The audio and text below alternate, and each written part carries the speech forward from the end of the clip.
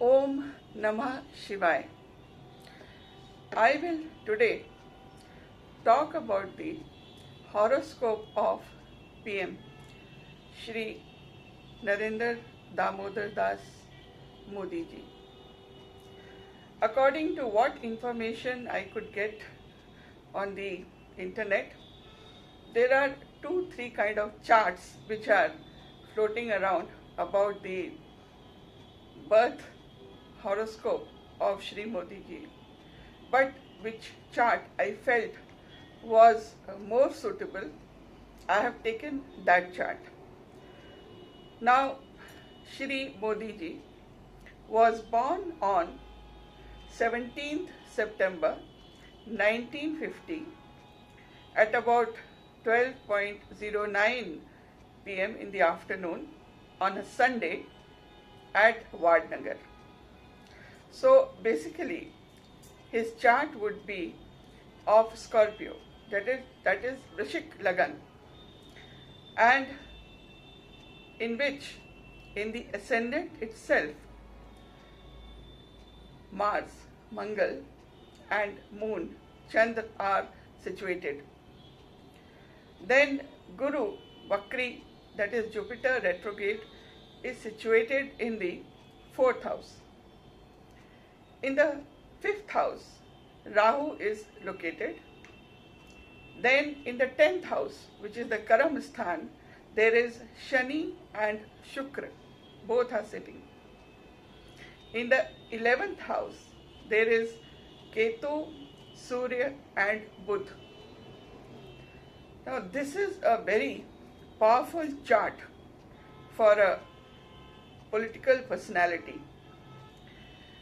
वृश्चिक लगन में मंगल एवं चंद्र लगन में ही बैठे होने से this has created several kind of Raj Yoga.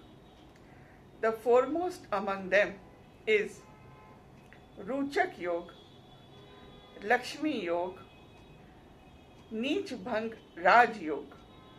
So it means that Shri Modi ji is highly energetic.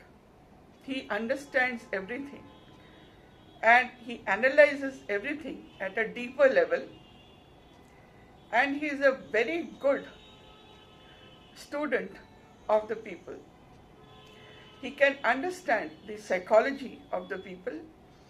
He can literally read their minds. He knows the pulse of the people. He is highly disciplined and highly intelligent. यह भी सत्य है कि श्री मोदी जी ने अपने प्रथम के वर्षों में बहुत ही ज़्यादा संघर्ष किया. He has come from a very, very low level to the highest office in the country after a lot of struggle and hard work. So, from the ground level, he has now come to the highest position in the country.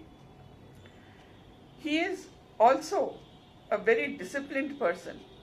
So, not only hardworking, but very disciplined in all his habits. Now, the planet Guru, that is Jupiter, which is retrograde, is placed in his 4th house. Now this shows that Modi ji is highly spiritual and he has some kind of divine powers. He has दैवीय शक्ति. पिछले जन्म के पुण्य उनको इस जन्म में भी लाभ दे रहे हैं. श्री मोदी जी के चौथे घर में गुरु वक्री बैठने के कारण ही इज हाईली स्पिरिचुअल और उनका एक संन्यास योग भी बनता है. उन्होंने बहुत तपस्या की है, बहुत साधना की है एवं उनके आगे में भी यही सब उनको करना पसंद रहेगा. He is basically quite detached from his worldly life. But जो भगवान ने उन्हें कार्य दिए हैं वह उन्हें बहुत सिंसियरली एवं फेथफुली वो कार्य करते हैं।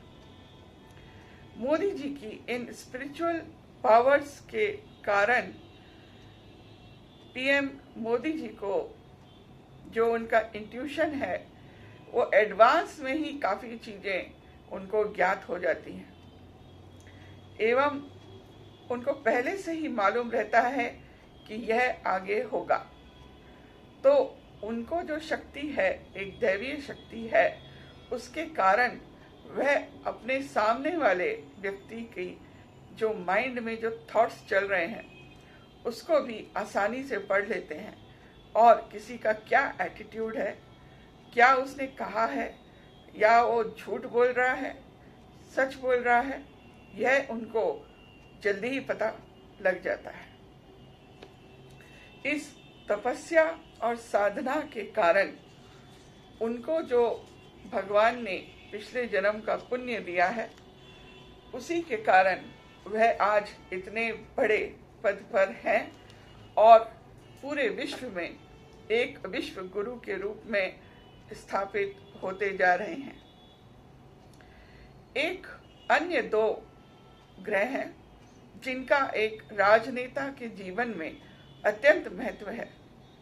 ये हैं सूर्य और राहु। मोदी जी की कुंडली में राहु 5वें घर में है एवं सूर्य बुध के साथ, केतु के साथ 11वें घर में है। राहु के कारण मोदी जी बहुत डिटेल में प्लान करते हैं और वो कोई भी कार्य करते हैं उसे बहुत ही बड़े स्टेज पर, बहुत ही बड़े विजन के साथ वो करते हैं और उसे आगे ले जाते हैं। राहु के कारण उनको जितनी भी जो आगे का विजन होता है बहुत ही बड़े रूप में दिखता है एवं वे उसे अकम्प्लिश करने की क्षमता भी रखते हैं। 10वें घर में शनि और शुक्र बैठे हैं। शनि 10वें घर में बैठने के कारण मोदी जी अत्यंत ही लोकप्रिय हैं। उनको आम जनता के साथ एक कनेक्ट है। वे समझ जाते हैं कि लोगों की पल्स क्या है, लोग क्या सुनना चाहते हैं, लोग क्या करना चाहते हैं, देखना चाहते हैं एवं उनका मासेस के साथ एक बहुत अच्छा कनेक्ट है। पल्स ऑफ द पीपल तुरंत भाप लेते हैं। तो एक तरीके से मोदी जी के पास जो क्षमता है उससे आगे उनके जो जीवन में घटनाएं होती हैं उनको पहले ही ज्ञात हो जाता है। यह क्षमता हर व्यक्ति में नहीं होती है। इसके अलावा मोदी जी को साइकोलॉजी की बहुत अच्छी एक अंडरस्टैंडिंग है। वह अपने दुश्मनों, विरोधियों की साइकोलॉजी बहुत अच्छी तरीके से समझ लेते हैं। वो कहते कुछ नहीं है लेकिन धीरे धीरे वो उसका एक सर्जिकल एक रिमूवल उसका कर देते हैं जब उनको अवसर मिलता है। तो अपने विरोधियों और दुश्मनों के ऊपर उनका जो है एक बहुत अच्छा साइकोलॉजिकल एक अंडरस्टैंडिंग है और समय आने पर उनको अपने दुश्मनों को कैसे जवाब देना है यह भी मालूम पड़ जाता है। जो शुक्र यहाँ बैठे हैं उसके कारण उनके वैवाहिक जीवन में उतनी सफलता नहीं मिली है एवं वह उसमें रुचि भी नहीं रखते हैं। एक अन्य कारण है कि मंगल जो लग्न में बैठा है वो वहाँ उनके सप्तम भाव जो विवाह का भाव होता है उसको सीधे देख रहा है। इस प्रकार मंगल के एस्पेक्ट के कारण भी उनको विवाह का योग जो है वो सफल नहीं हो पाया है। उनको कोई अपना परिवार रखने की इच्छा भी नहीं है। हालांकि कई बार श्री मोदी जी अपने को काफ़ी अकेला महसूस करते हैं, लेकिन मंगल के कारण ही मोदी जी निर्णय लेने में अत्यंत ही करेजियस और बोल्ड हैं और एक नेशनलिस्ट हैं जो जमीन से जुड़े हुए नेता भी हैं।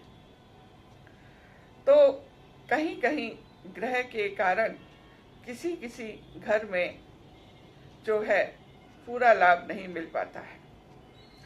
तो जनरली ये देखा गया है कि राजनेताओं की कुंडली में मित्र ग्रह और विवाह के ग्रह अच्छे नहीं पाए गए हैं। अभी मोदी जी की मंगल की महादशा अप्रैल 2023 से चल रही है। मंगल की महादशा होने के कारण और शनि एवं शुक्र का 10वें घर में बैठने के कारण, कर्म स्थान में बैठने के कारण उनकी लोकप्रियता लगातार बढ़ती जाएगी पूरे विश्व में, एवं उनका जो इंटरनेशनल स्टेचर है वो भी काफी ऊंचा हो जाएगा। और यह भी संभव है कि 2025 में वो काफी बड़े बड़े निर्णय लें जिससे पूरे देश को उन पर उम्मीद है। जैसे कि हो सकता है कि पीओके के संबंध में निर्णय 2025 में आ जाए। और भी अन्य विषय हैं जैसे कि यूसीसी आदि, उस पर भी कुछ काम 2025 में हो सकता है। मंगल की महादशा चलने के कारण मोदी जी को विशेष रूप से सतर्क रहना होगा कि उनके ऊपर कोई किसी प्रकार का हमला ना हो जाए, जिसके लिए बहुत से लोग जो उनसे ईर्ष्या करते हैं, उनसे जलते हैं या उनको पीएम पद से हटाना चाहते हैं, कोई साजिश ना करें। तो मंगल की महादशा में उनको हमले से बच के रहना होगा। इसी प्रकार कोई नेचुरल कैलेमिटी भी आगे के वर्षों में आ सकती है, जिसके लिए पर्याप्त व्यवस्था करनी होगी। एस्ट्रोलॉजी बेसिकली ट्रेंड्स बताता है कि क्या होने का योग है, क्या हो सकता है, लेकिन कई बार व्यक्ति अपने निर्णय नहीं लेने के कारण या गलत निर्णय लेने के कारण अपने ऑब्जेक्टिव्स में चूक भी जाता है। अगर वह कोई अवसर मिले उसका लाभ नहीं उठाएगा तो निश्चित रूप से उसको जो है घाटा होगा, नुकसान होगा। मेरे हिसाब से मोदी जी लगातार राष्ट्रीय राजनीति में बने रहेंगे एवं 2024 के उपरांत वर्ष 2029 में भी उनके प्रधानमंत्री बनने के भी अच्छे आसार हैं। तो 2029 में भी चौथी बार मोदी जी के प्रधानमंत्री बनने का पूरा आसार है, पूरा योग है। इस वर्ष 2024 में लोकसभा इलेक्शन में मैंने भी प्रिडिक्शन दिया था कि उनको 385 प्लस लोकसभा सीट मिल सकती हैं, परंतु किसी कारणवश, यानी कि पार्टी में अंदर की भीतरी घात, इनफाइटिंग, आपस में जेलसी या कोई गलत निर्णय लेने के कारण यह नहीं हो पाया। लेकिन फिर भी प्रधानमंत्री मोदी जी ही रहे और उनको तीसरी बार चुनाव जीतने का भी मौका मिला। तो यह जो हमारे प्रधानमंत्री मोदी जी की कुंडली है, उसके आधार पर यह कहा जा सकता है कि मोदी जी भारतीय राजनीति में लगातार चमकेंगे, विश्व में भी उनका स्टेचर बहुत बढ़ेगा एवं वह लगातार कार्य करते रहेंगे। मात्र उन्हें दो चीजों से सावधान रहना है। एक तो कोई आक्रमण उन पर हो या उनका हेल्थ खराब हो। लेकिन हेल्थ खराब होने का भी थोड़ा बहुत चांस है। फिर भी मुझे लगता है कि जो डिसिप्लिन्ड लाइफ वो जीते हैं वह 2029 में भी फिर से प्रधानमंत्री बनेंगे।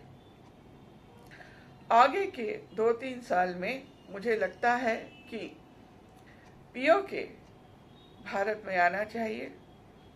यूसीसी एनआरसी पर कुछ बड़े निर्णय होने चाहिए और हमको अपनी सीमाओं को काफी सुरक्षित रखना होगा, जिस पर चाइना की नजर है। अंतर्राष्ट्रीय साजिश से भी बचना होगा, क्योंकि कई बार देखा गया है कि अंतर्राष्ट्रीय साजिश के तहत हमारे पड़ोसी देश ही हमारी सीमाओं पर आक्रमण करते हैं। तो अब तो बांग्लादेश भी उसमें जुड़ गया है। बांग्लादेश, पाकिस्तान, चाइना, इन तीनों से हमको सतर्क रहना होगा आगे के 2-3 वर्षों में, और इसके लिए हमको पूरी व्यवस्था अभी से करनी होगी। मोदी जी के व्यक्तित्व के बारे में मैंने आपको उनकी कुंडली पर आधारित कुछ बातें बताई हैं।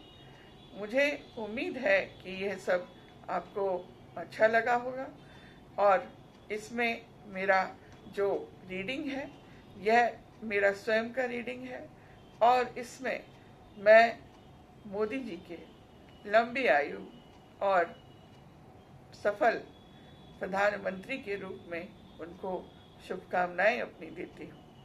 Thank you for watching this video.